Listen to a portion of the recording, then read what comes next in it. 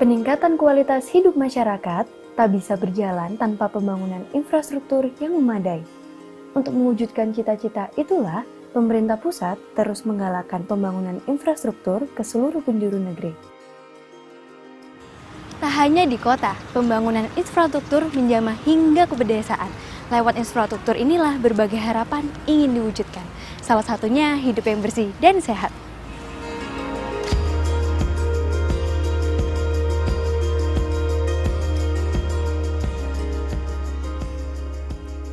Probolinggo menjadi salah satu wilayah yang tak luput dari perhatian pemerintah dalam peningkatan infrastrukturnya. Kabupaten Probolinggo bisa ditempuh sekitar 2 jam dari kota Surabaya. Kebersihan menjadi pondasi penting untuk menjaga masyarakat agar tetap sehat. Tapi hal ini berbanding terbalik dengan kebiasaan warga yang masih buang air besar sembarangan. Warga juga enggan jika area sekitar rumah mereka terkotori limbah domestik, sehingga sungai menjadi tempat favorit untuk membuang limbah mereka. Lambat laun, perilaku ini akan mencemari sungai. Padahal sungai yang tercemar bisa membahayakan kesehatan masyarakat. Probolinggo ini merupakan suatu kawasan yang cukup luas. Banyak mempunyai sungai-sungai dan punya tegalan-tegalan yang luas. Nah, ini yang membuat kondisi awal itu masyarakat sangat mudah bila buang air itu bisa ke sungai, ke tegalan dan sebagainya.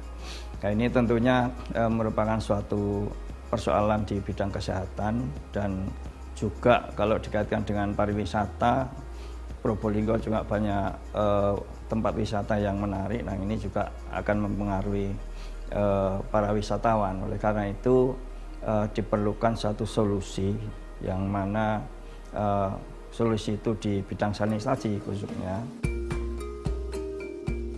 Pemerintah Kabupaten Probolinggo menaruh perhatian lebih dalam mewujudkan akses sanitasi yang layak menjadi aman dan berkelanjutan. Arah kebijakan tersebut sejalan dengan arah kebijakan nasional di sektor limbah. Untuk meningkatkan akses sanitasi bagi masyarakat Probolinggo, pemerintah daerah Kabupaten Probolinggo mengikuti program Hibah Air Limbah Setempat atau HALS yang diselenggarakan oleh pemerintah pusat.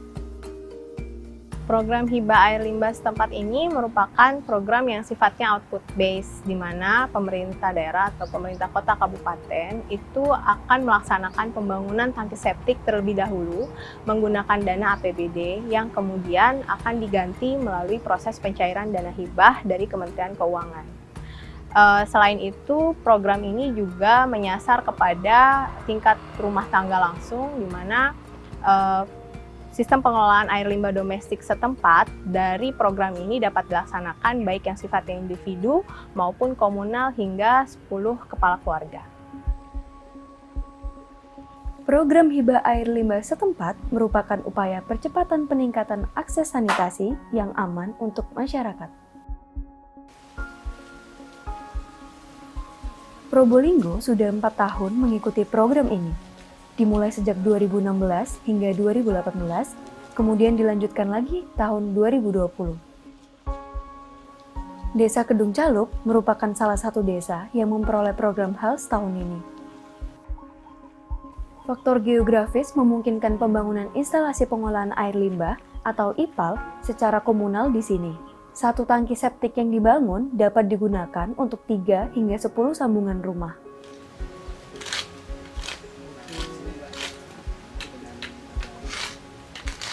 Assalamualaikum, Pak.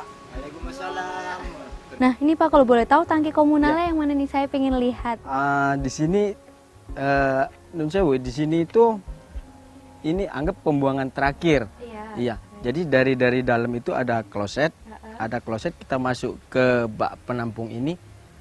Itu jadi kotoran itu masuk ke situ dulu, diolah sama air, kemudian air masuk ke Ini tempat pembuangan akhirnya, ini di sini akhir, berarti ya? komunal ini. Oh iya, begitu. Mengapa Pak memilih tangki komunal dibandingkan dengan tangki individu? Kalau tangki komunal itu Mbak, di sini kan kebanyakan kalau di desa itu lahannya masih banyak.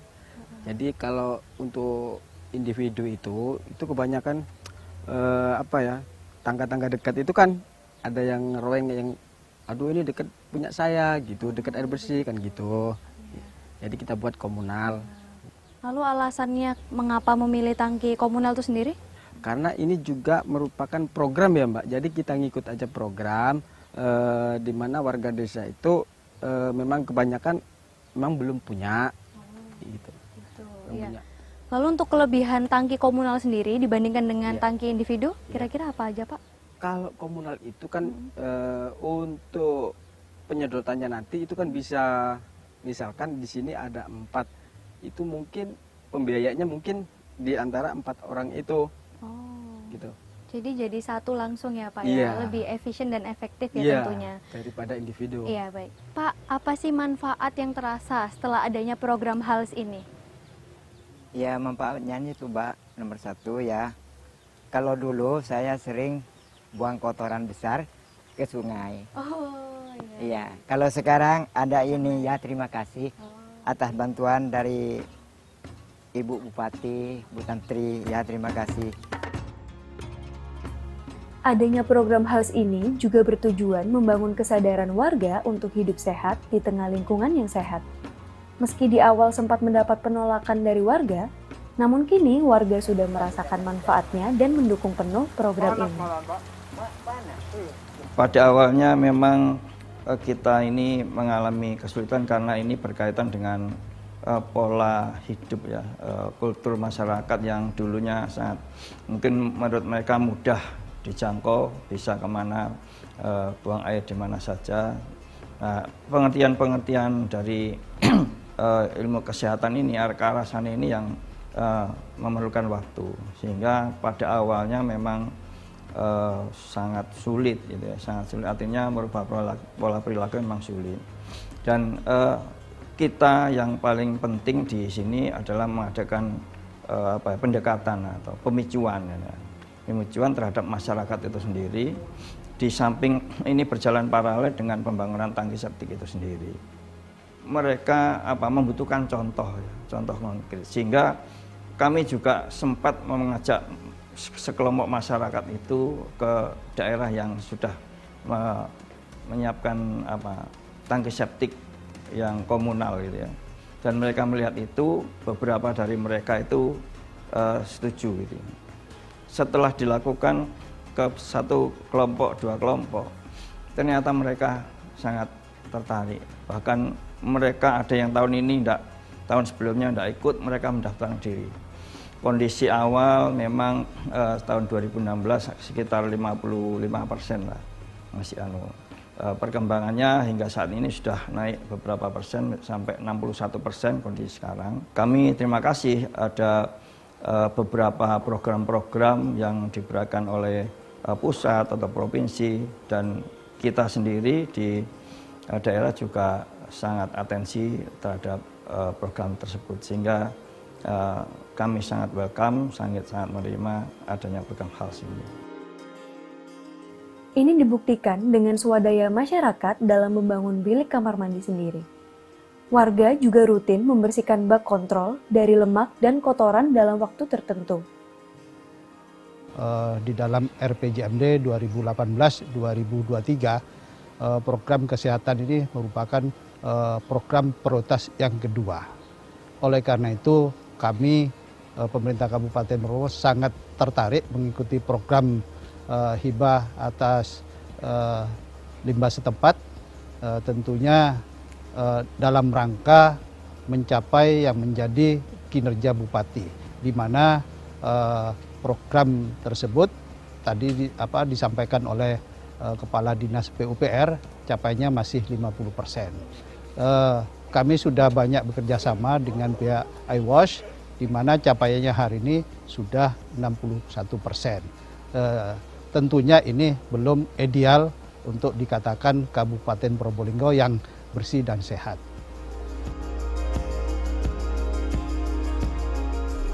Ini bentuk IPLT milik Kabupaten Probolinggo.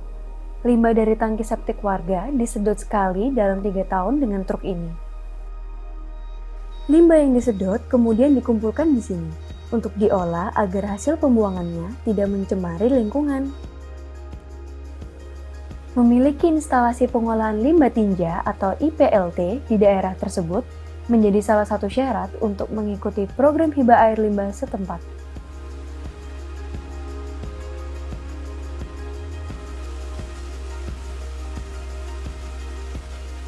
Lalu bagaimana sih Pak untuk proses pengolahan tinja sendiri di IPLT ini?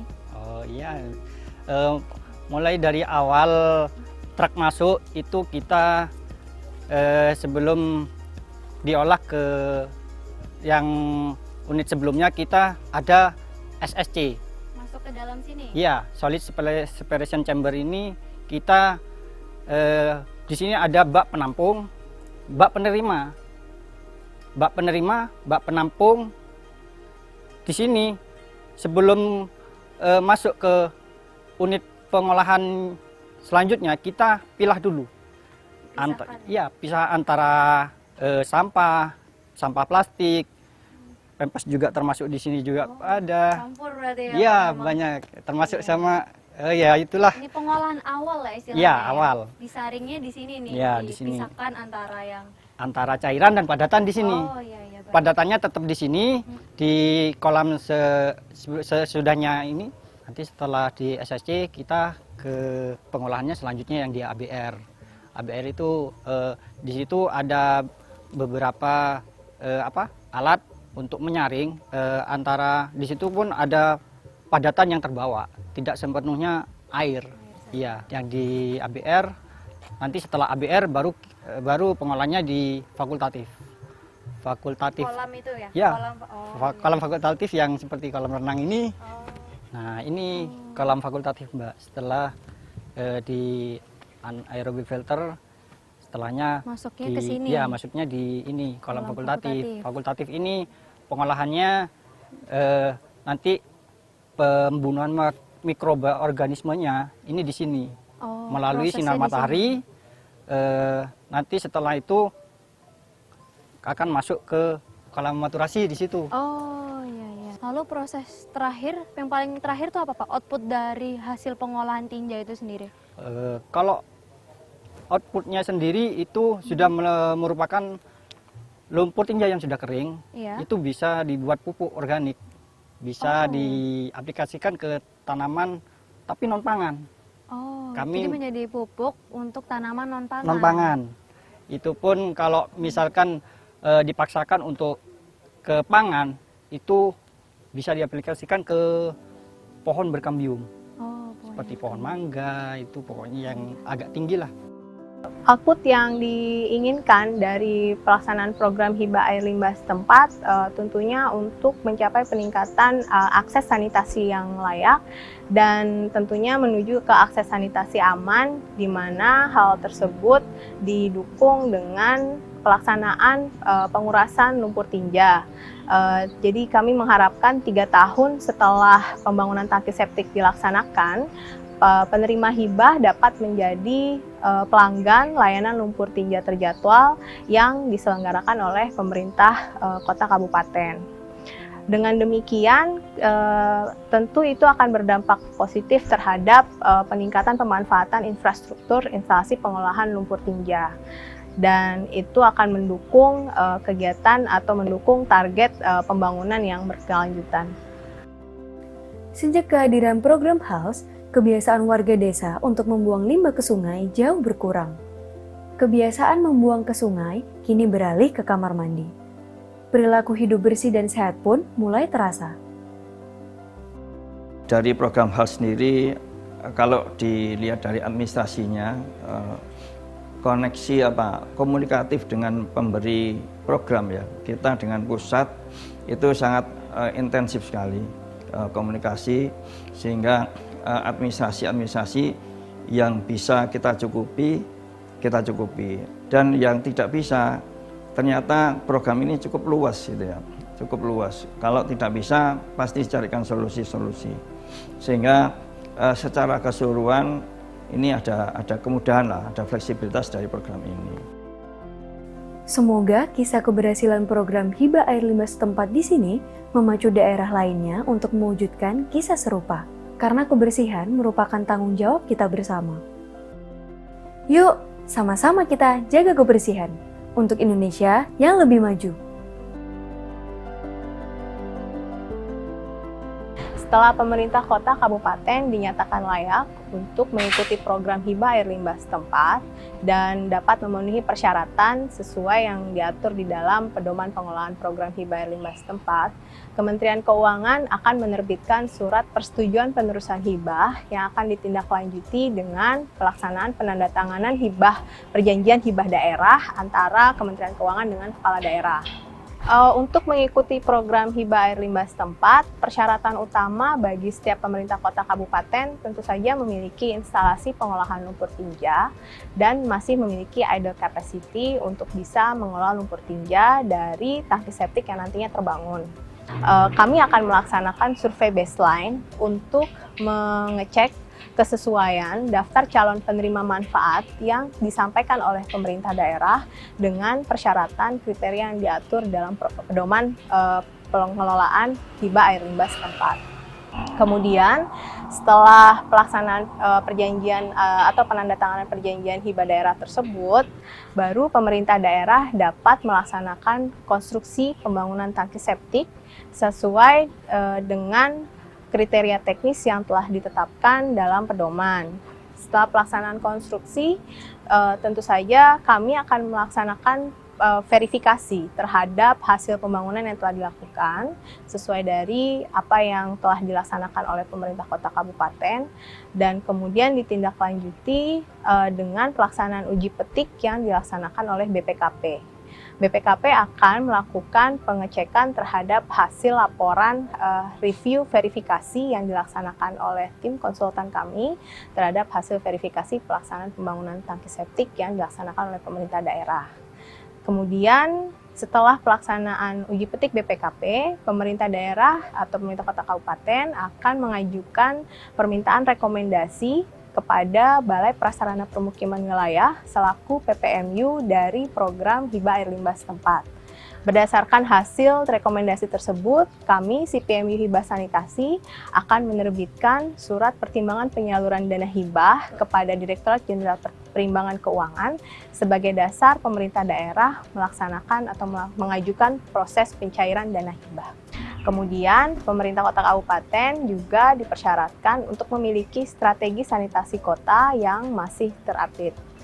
Kemudian dari situ kami akan mengirimkan penawaran untuk mengikuti program dan pemerintah daerah diminta untuk menyampaikan dokumen persyaratan yang diatur sesuai dengan pedoman pengelolaan program hibah air limbah setempat.